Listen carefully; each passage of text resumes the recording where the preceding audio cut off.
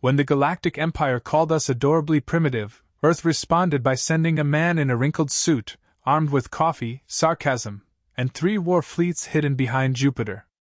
What could go wrong? The Galactic Conclave met on Station Vorik Prime, a spindly lattice of glass and chrome orbiting a blue dwarf star. Within its grand hall, echoing and unnecessarily cold, dozens of species bickered beneath the Empire's rotating sigil.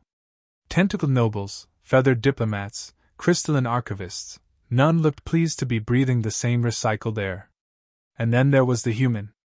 Elias Rowe adjusted his tie, which hadn't been properly ironed since Earth's welcome packet was lost in interstellar mail. He looked every bit the harmless Earthling, brown eyes, polite smile, slight paunch, steaming cup of something too bitter for galactic norms. He sipped. Winced. Still not real coffee. Lord Quark of the Avar Dominion spread his wings with a theatrical flair, drawing attention like a peacock in a funeral. Representative Rowe, he squawked. Let us return to the matter at hand. Earth's species has been assessed. Oh, I do hope it wasn't a written test, Elias said cheerfully. We're notorious for skipping the reading section. A few species chuckled. Most didn't. The Conclave wasn't used to humans. They hadn't yet decided if the species was harmless, or just pretending. Quark's feathers fluffed. Your planet is deemed primitive Tier 2. Clever with combustion, reckless with climate, suspiciously obsessed with domesticated predators. Cats? Elias offered helpfully. Yes. Cats. You will now be placed under cultural supervision and strategic resource oversight. For your own good, of course. A pause. Elias stared into his cup, then up at the assembled delegates. So, to clarify, Earth's invited to the galactic dinner table, but we're not allowed to hold a fork? It is standard practice, said Archivist Lel, a floating orb of glimmering neural tendrils. She spoke gently, with the patience of someone who'd seen stars live and die. Primitive civilizations are observed. Guided. Occasionally disciplined.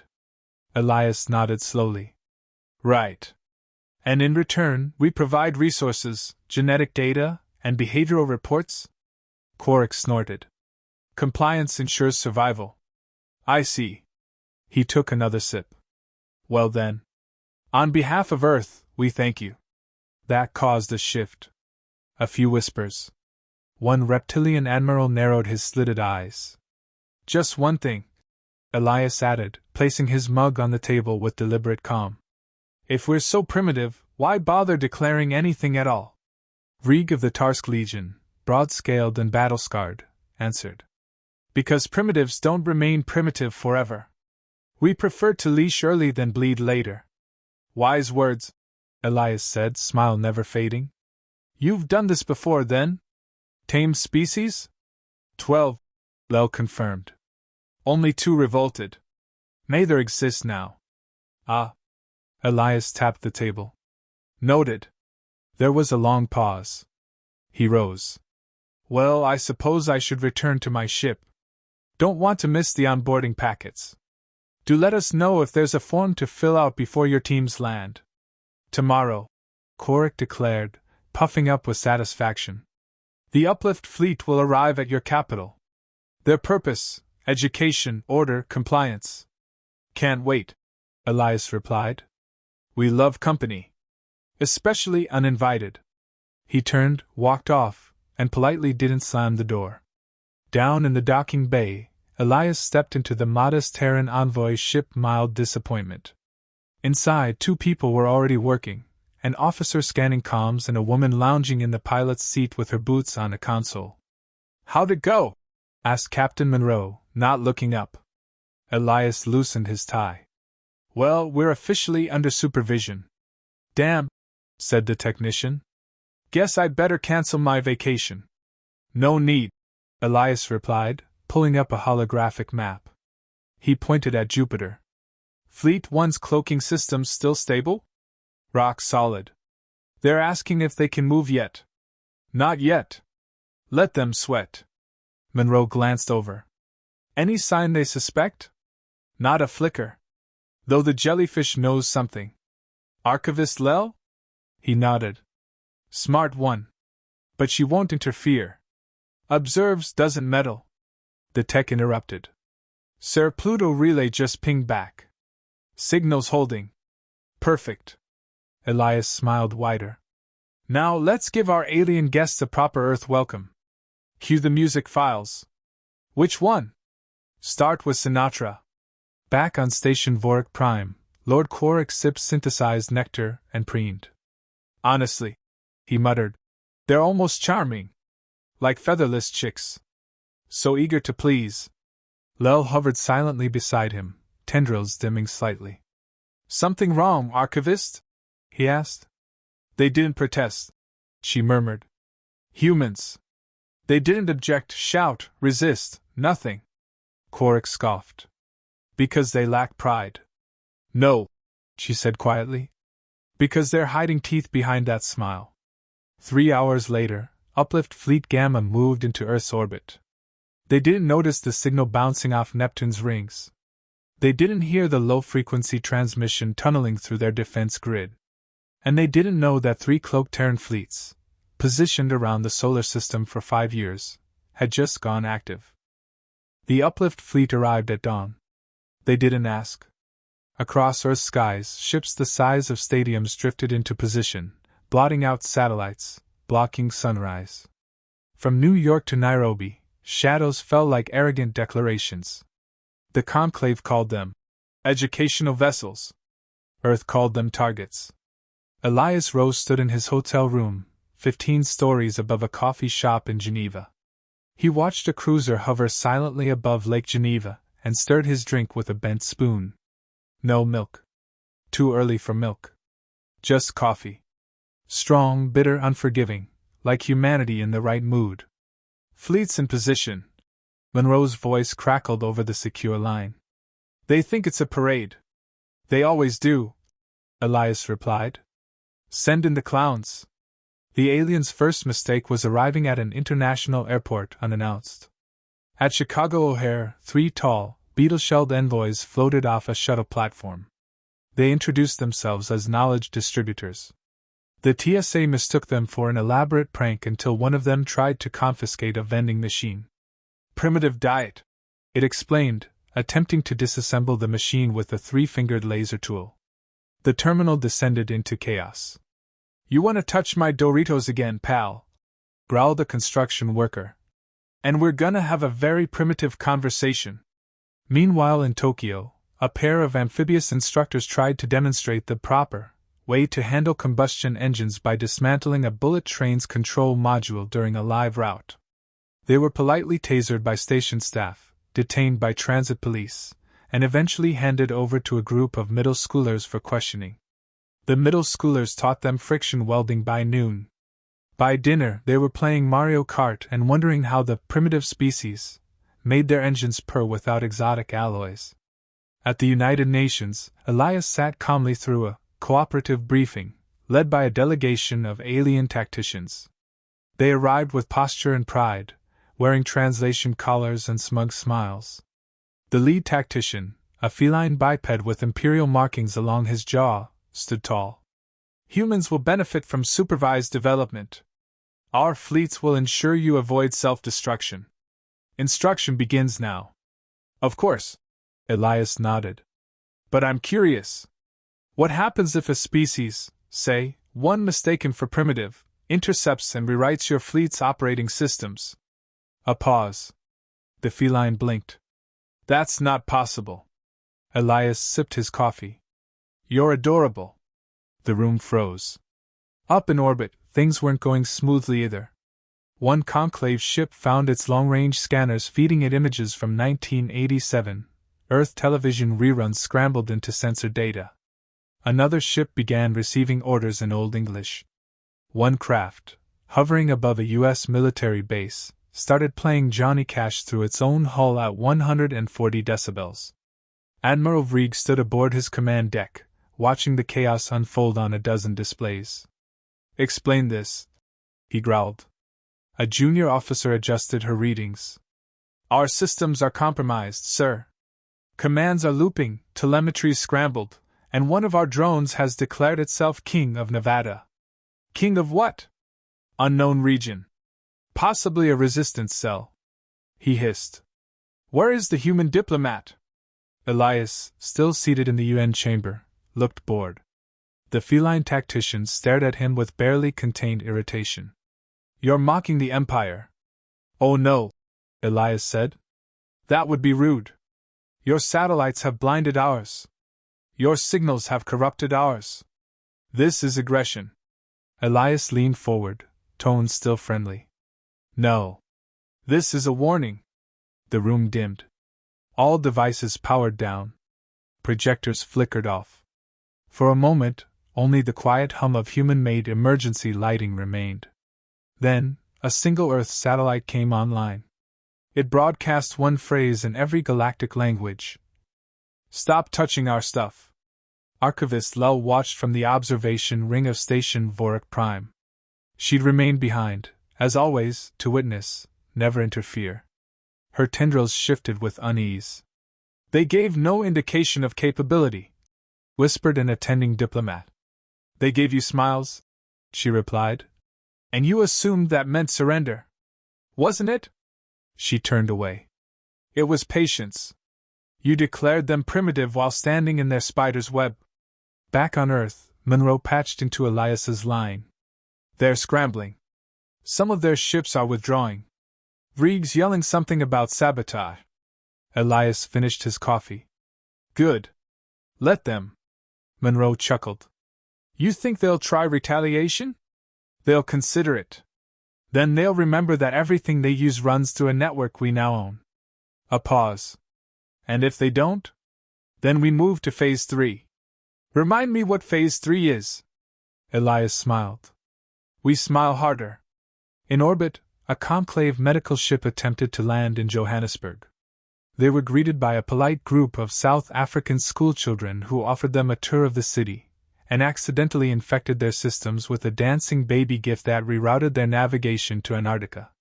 No one was injured except egos. Meanwhile, in Geneva, the feline tactician stood, tail lashing. This behavior is unacceptable. Your species will face censure. Elias slowly rose, adjusted his wrinkled suit, and dusted off imaginary lint. We tried polite, he said. We let you walk in, insult our planet, disrupt our infrastructure, and hand out pamphlets like you were saving us from ourselves. He stepped closer. Now we're being clear. Leave. You threaten the Empire? No, Elias said softly. We threaten you. The Empire just hasn't figured that out yet. Far above, beyond the reach of their sensors, cloaked Terran fleets realigned. Weapons charged. AI systems synchronized. And for the first time in galactic history, a species labeled primitive had every major Empire fleet caught between Earth's atmosphere and an invisible noose. Above Earth, Uplift Fleet Gamma sat in uneasy orbit. It had arrived with banners and instructions, with plans to civilize a species presumed docile. Now, its flagship's lights flickered without cause. Drone relays looped random data. Intership communication carried static laced with music? Something old. Human. A tune with brass and swing. Sir, we're being jammed, muttered the helm officer on the bridge of TIS Vornax. But not with interference. With rhythm, Admiral Vrieg growled. Shut it off. We can't. It's coming from our own systems. He narrowed his eyes. Get me Earth's representative. Elias Rowe was already waiting on the screen. In his rumpled suit, with coffee in hand and that same courteous smile, he looked nothing like the man pulling the strings of galactic panic. A potted fern tilted behind him, slightly out of frame. Admiral, Elias greeted. You called? Vrieg bristled. What have you done? Technically? Very little. You did most of it yourself. We just repurposed a few vulnerabilities. You've hijacked our fleet. That word's so harsh, Elias replied. We prefer strategic realignment. You'll regret this. I truly doubt it. On the far side of Jupiter, Earth's hidden fleets activated. 3 war groups, codename Cerberus Echo, And Long Winter shifted from deep sleep into perfect coordination. AI captains linked silently across light minutes, watching, waiting. Their weapons weren't just standard. These were reverse engineered from captured alien tech. Refined. Enhanced. Humanized. Each vessel bore names like IRS Molly Brown, Fury Road, and You Shouldn't Have Knocked. Back aboard the Vornax, chaos erupted. We're losing command priority on all drones. Primary weapons are locked out. The humans are inside our firewalls, Admiral. They're commanding our ships. Impossible! But the evidence flashed across their screens. Targeting arrays realigned toward Conclave vessels, not Earth. One by one, the Empire's fleet began turning on itself. On the ground, Monroe leaned against a console deep in NORAD, arms crossed. Phase 3 initiated, she announced. They know now. A tech nearby grinned. Think they'll start shooting? They're bureaucrats. First, they'll hold a meeting about it.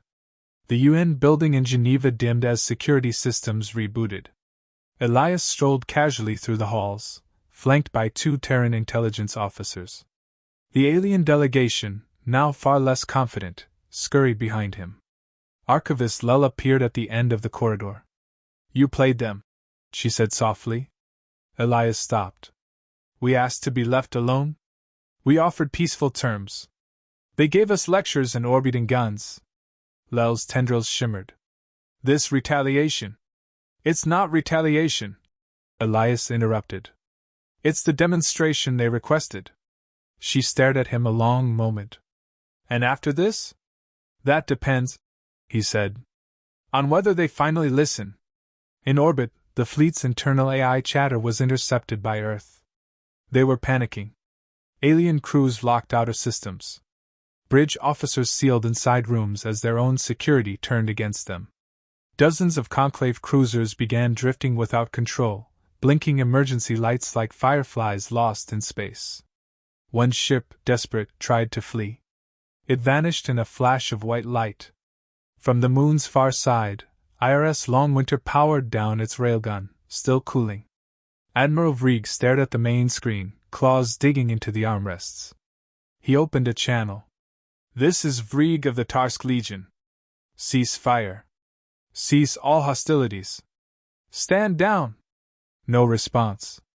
His own fleet ignored him. The only voice that replied was Elias. Looks like your fleet doesn't take orders from you anymore. This is an act of war. No, Admiral. You declared war. We just accepted it, with amendments. You'll regret this. The Empire will retaliate. Elias gave a half-smile. We're counting on it. On Station Vorik Prime, the conclave erupted into crisis. Ambassadors argued, species shouted in frequencies that cracked glass, and emergency protocols initiated for the first time in centuries. One by one, messages arrived. Earth's broadcasts repeated across every channel. We are not primitive. We are prepared. Withdraw or lose everything. At Earth's south pole, a cloaked satellite powered on. It had never transmitted before. Its signal bypassed every known encryption, diving into the oldest Imperial relay hubs like a needle finding a vein. Inside those networks, buried subroutines, dormant for years, woke up. Lines of Terran code, disguised as maintenance scripts, rewrote command hierarchies. Across the galaxy, at least 4 distant listening posts belonging to the Empire suddenly blinked offline. No explosions. Just silence. Back aboard the Vornax, the Admiral slumped in his chair. Why? He whispered. Elias, still on the screen, softened his voice. Because we've read your history. We know how you uplift. The monitoring, the extraction, the assimilation. The disappearances. We offered advancement. At the price of autonomy. Culture. Freedom. You erased 12 civilizations in the name of guidance. You almost made us 13. Vrieg stared at him. You're monsters. Elias tilted his head. We smiled while you insulted us. Gave you our hospitality. Let you land ships over our homes. And all we asked was respect. He leaned closer to the camera. You mistook manners for weakness. That's on you. Up above, one final transmission pulsed from Earth to every orbiting ship. Demo complete. Begin disengagement. Suddenly, conclave systems unlocked. Ships drifted free. Drones rebooted. Control returned. But nothing felt the same. Every alien captain now knew their entire fleet had been held hostage by a species they labeled as backward. No shots fired. No cities burned. Just silence, precision, and complete dominance. Elias stood on a balcony overlooking Geneva. The sky was calm. The birds had returned. Captain Monroe joined him. They're pulling back. Most of them. And the rest? Still pretending they're in control. He nodded. They'll get over it. She sipped from a flask. So, what now? He watched a single alien ship vanish into the clouds, trailing no pride behind it. We wait, he said. Let them stew. And then? Elias smiled, not kindly. Then we decide who to uplift next. The Galactic Fleet didn't retreat. That would have been rational. Instead, they reformed. Thousands of warships stretching from orbit to the edge of Jupiter, bristling with weapons that had reduced entire civilizations to ash. Earth, still silent and unshielded, hovered beneath them like an unbothered ember. They're regrouping, said Admiral Cathar, his voice rough with disbelief. Even after what they just saw. The council chamber aboard the Exalted Judgment was grim. The destruction of 6 vanguard battlegroups by an ancient Terran signal pulse had shattered morale. Or so they'd assumed. But humans had a way of making their enemies' fear look like a dare. Do they not understand? Hissed the diplomat from Neurith. This is suicide. The humans want us here. Commander Sorrel, a Zenth tactician with 2 wars' worth of scars, exhaled through clenched fangs. That's what's bothering me. Their fleet, what little we've detected, isn't even moving. Exactly, said a new voice. Cold. Human. The room snapped into tension. From the shadows of the diplomatic chamber aboard the Exalted Judgment, Commander Elin Voss stepped forward. She wore no armor. Carried no weapon. Just a crisp gray uniform with a faded Terran crest and a gaze sharp enough to split a cruiser. Earth isn't reacting, Voss said, her tone light but lethal. Because this isn't a war. She walked slowly, letting the silence stretch. This is an invitation. You're bluffing, Cathar growled. Your planet is undefended. Oh, it's very defended, Voss replied, glancing out the viewport toward Earth. You just can't see it yet. In orbit, the fleet's sensors screamed again. Not from weapons fire. Not from energy surges. From gravity itself. The space around Earth buckled. Ships drifted off course, only by centimeters, but it was enough to induce panic. Artificial stabilizers failed. The laws of physics shivered like they'd just seen something they shouldn't have. Then came the light. It wasn't a weapons flash. It wasn't visible at all. But every living being in the fleet felt it, something ancient waking up. Something older than the war. Back in the council chamber, alarms blared. A dozen species panicked at once. Temporal disruption. Gravitic compression across all quadrants. They're not launching weapons, they're shifting space itself. Voss only smiled. You came expecting a war with humans, she said. But Earth has changed. The alien generals stared at her. You really think we're still running around with tanks and jets? She asked. Earth had millennia. Alone. While you were busy fighting each other and posturing across star sectors, we disappeared, for a reason. Cathar slammed a clawed hand onto the table. You're stalled, not ascended. Your archives ended. No signals, no probes, no colonies, nothing for 600 years. Exactly, she whispered. Because Earth wasn't building outward anymore. It was building inward. A silence fell. Your kind forgets, she continued. We don't measure power in fleets. We measure it in patience. In what we choose not to show. Behind her, a hollow map lit up. It showed the solar system, and a pulse wave expanding from Earth. Not destructive. Just rewriting. What is that? Sorrel asked quietly. It's the calibration phase, Voss said. We're making room. For what? The New Earth diplomat asked, nearly shouting. She turned, expression serene. Our gods! Above the moon, something tore through reality. It wasn't a ship. It was a concept made visible, formless and massive, like a cathedral wrapped in starlight and folding dimensions. An AI construct, Terran-born yet unbound by code. It moved like music, spoke through silence, and judged. The alien fleets froze. No targeting lock, a panicked voice said from the bridge of the Zelrathi carrier. It's not registering as alive or artificial, it's just there. Then another one appeared. And another. Dozens.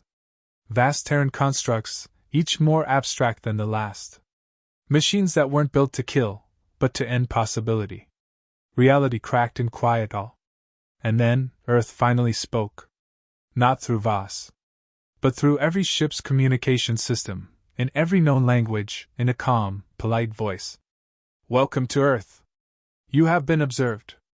Your intentions are noted. Please remain still while the galaxy is recalibrated. A second pause. This is your only chance to leave. On the exalted judgment, the Council panicked. Attack now! We must retreat. We never should have come. Voss remained still. Kadar rounded on her. What are those things? She looked him dead in the eyes. They're not weapons. They're the consequences. Some did fire. A desperate few, driven by pride or fear, launched missiles toward Earth. They didn't even reach the atmosphere. Time stuttered. The missiles hung in place, then unmade themselves atom by atom, reversing into ore, then into thought, then into light, and were gone. The fleet's systems shut down. Not destroyed, silenced. Their reactors went cold. Their war-hardened AI cores wept logic errors. One of the dreadnoughts began broadcasting lullabies in Old Earth Swahili. Someone whispered, We didn't start a war. We opened a vault. Voss stood alone in the chamber now. Everyone else had fled or fallen to their knees. She looked out the window, at the machines circling Earth like angels with forgotten names. We didn't build them to conquer, she said softly. We built them to stop us. In case we ever got curious again. Kadar, trembling, asked one final question. What happens now? Voss smiled. For the first time since she'd stepped aboard, the smile wasn't just polite. It was ancient. You go home, she said. And you pray Earth never smiles like this again.